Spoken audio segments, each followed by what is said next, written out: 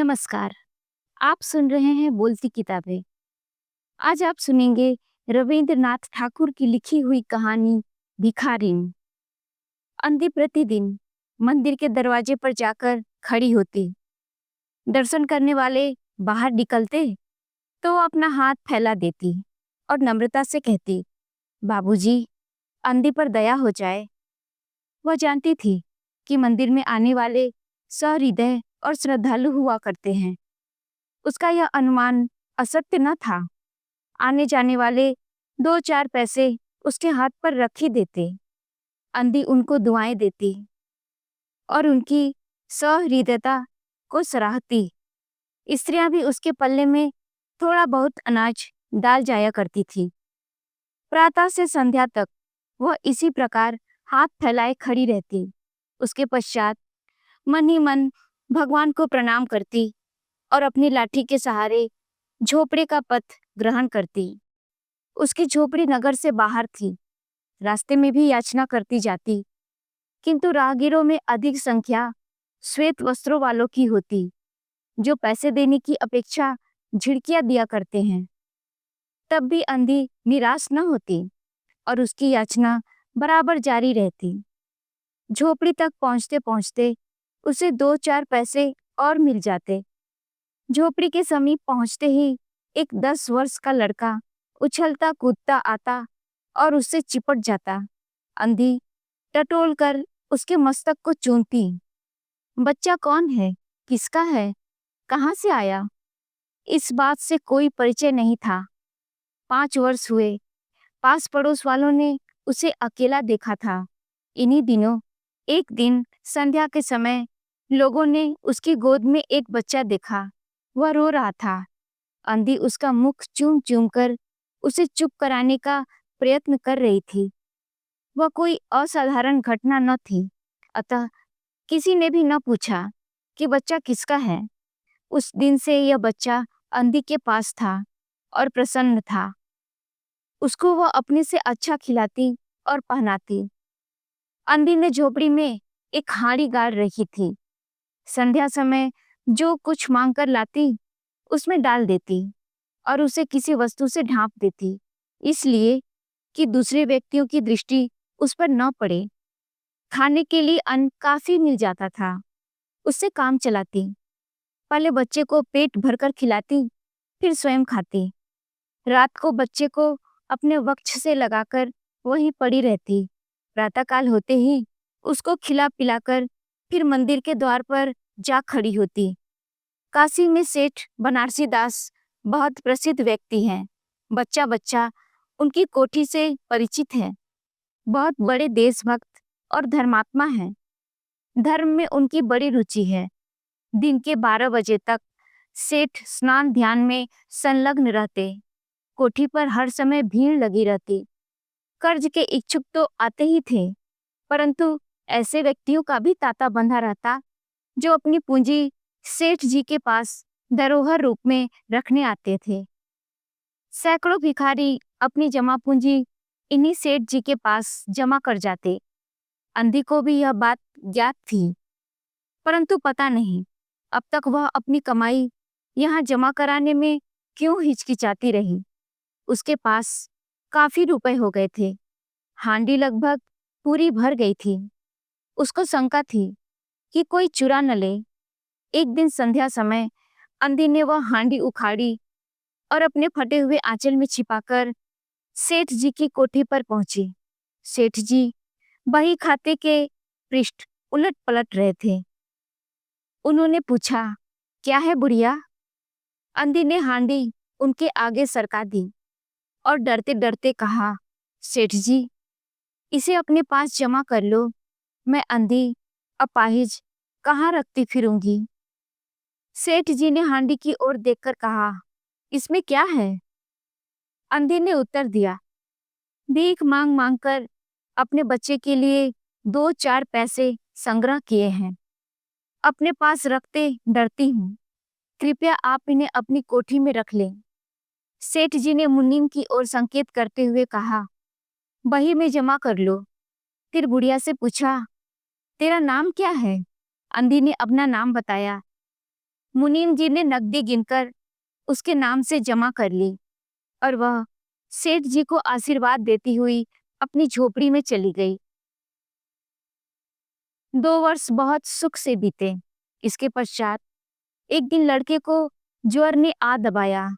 अंधी ने दवा दारू की, झाड़ फूक से भी काम लिया, टोने टोटके की भी परीक्षा की, परंतु संपूर्ण प्रयत्न व्यर्थ सिद्ध हुए। लड़के की दशा दिन प्रतिदिन बुरी होती गई। अंधी का हृदय टूट गया। साहस ने जवाब दे दिया, निराश हो गई। परंतु फिर ध्यान आया कि संभवतः डॉक्टर के इलाज से फायदा हो जाए। इस विचार के आते ही वह गिरती पड़ती सेठ जी की कोठी पर आ पहुंची। सेठ जी उपस्थित थे। अंधी ने कहा, सेठ जी, मेरी जमा पूंजी में से 10-5 रुपए मुझे मिल जाएं तो बड़ी कृपा हो। मेरा बच्चा मर रहा है, डॉक्टर को दिखाऊंगी। सेठ जी ने कठोर स्वर में कहा, कैसी जमा पूंजी, कैसे रुपए? मेरे पास किसी के रुपए जमा नहीं हैं। अंधी ने रोते हुए उत्तर दिया, 2 वर्ष हुए मैं आपके पास धरोहर रख गई थी, दे दीजिए, बड़ी दया होगी। सेठ जी ने मुनीम की ओर रहस्यमय दृष्टि से देखते हुए कहा, मुनीम जी, जरा देखना तो, इसके नाम की कोई पूंजी जमा है क्या? तेरा नाम क्या है री? अंधी की जान में जान आई। आशा बंधी। पहला उत्तर सुनकर उसने सोचा कि सेठ बेईमान है, किंतु अब सोचने लगी, संभवतः उसे ध्यान न रहा होगा। ऐसा धर्मी व्यक्ति भी भला कहीं झूठ बोल सकता है? उसने अपना नाम बता दिया। उलट पलट कर देखा, फिर कहा, नहीं तो, इस नाम पर एक पाई भी जमा नहीं है। अंधी वहीं जमी बैठी रही। उसने रो रो कर कहा, सेठ जी, परमात्मा के नाम पर, धर्म के नाम पर कुछ दे दीजिए, मेरा बच्चा जी जाएगा। मैं जीवन भर आपके गुण गाऊंगी। परंतु पत्थर में जोंक न लगी। सेठ जी ने क्रुद्ध होकर उत्तर दिया, जाती है या नौकर को बुलाऊं? अंधी लाठी टेक कर खड़ी हो गई और सेठ जी की ओर मुंह करके बोली, अच्छा, भगवान तुम्हें बहुत दे, और झोपड़ी की ओर चल दी। यह आशीष न था, बल्कि एक दुखी साप था। बच्चे की दशा बिगड़ती गई। दवा दारू हुई ही नहीं, फायदा क्यों कर होता। एक दिन उसकी अवस्था चिंताजनक हो गई। प्राणों के लाले पड़ गए। उसके जीवन से अंधी भी निराश हो गई। सेठ जी पर रह रह कर उसे क्रोध आता था।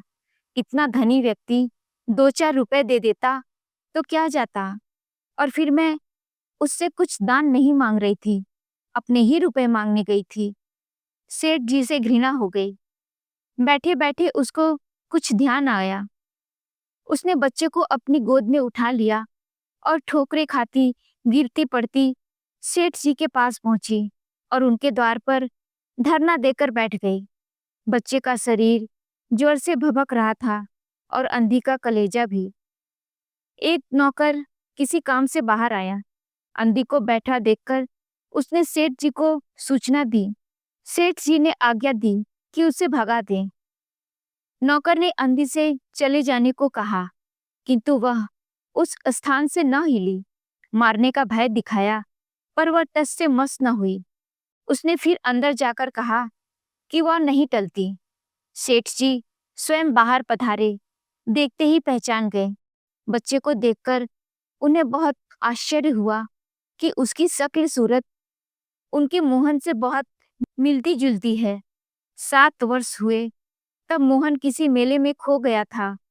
उसकी बहुत खोज की, पर उसका कोई पता न मिला। उन्हें स्मरण हो आया कि मोहन की जांघ पर एक लाल रंग का चिन्ह था। इस विचार के आते ही उन्होंने अंधी की गोद से बच्चे की जांघ देखी। चिन्ह अवश्य था, परंतु पहले से कुछ बड़ा। उनको विश्वास हो गया कि बच्चा उन्हीं का है, परंतु तुरंत उसको छीनकर अपने कलेजे से चिपटा लिया। शरीर जोर से तप रहा था। नौकर को डॉक्टर लाने के लिए भेजा और स्वयं मकान के अंदर चल दिए। अंधी खड़ी हो गई और चिल्लाने लगी, मेरे बच्चे को ना ले जाओ। मेरे रुपए तो हजम कर गए, अब क्या मेरा बच्चा भी मुझसे छीन लोगे? सेठ जी बहुत चिंतित हुए और कहा, मेरा बच्चा है, यही एक बच्चा है। 7 वर्ष पूर्व कहीं खो गया था, अब मिला है, सो इसे कहीं जाने नहीं दूंगा और लाख यत्न करके भी इसके प्राण बचाऊंगा। अंधी ने एक जोर का ठहाका लगाया। तुम्हारा बच्चा है, इसलिए लाख यत्न करके भी उसे बचाओगे? मेरा बच्चा होता तो उसे मर जाने देते। क्यों? यह भी कोई न्याय है? इतने दिनों तक खून पसीना एक करके उसको पाला है, मैं उसको अपने हाथ से नहीं जाने दूंगी। सेठ जी की अजीब दशा थी, कुछ करते धरते बन नहीं पड़ता था। कुछ देर वही मौन खड़े रहे, फिर मकान के अंदर चले गए। अंधी कुछ समय तक खड़ी रोती रही, फिर वह भी अपनी झोपड़ी की ओर चल दी। दूसरे दिन प्रातःकाल प्रभु की कृपा हुई, यह दवा ने जादू का सा प्रभाव दिखाया। मोहन का ज्वर उतर गया। होश आने पर उसने आंखें खोली तो सर्वप्रथम शब्द उसकी जबान से निकला, माँ। चहुं ओर अपरिचित शक्लें देखकर उसने अपने नेत्र फिर बंद कर लिए। उस समय से उसका ज्वर फिर अधिक होना आरंभ हो गया। माँ माँ की रट लगी हुई थी। डॉक्टरों ने जवाब दे दिया। सेठ जी के हाथ पांव फूल गए। चहुं ओर अंधेरा दिखाई पड़ने लगा। क्या करूं? एक ही बच्चा है, इतने दिनों बाद मिला भी तो मृत्यु उसको अपने चंगुल में दबा रही है।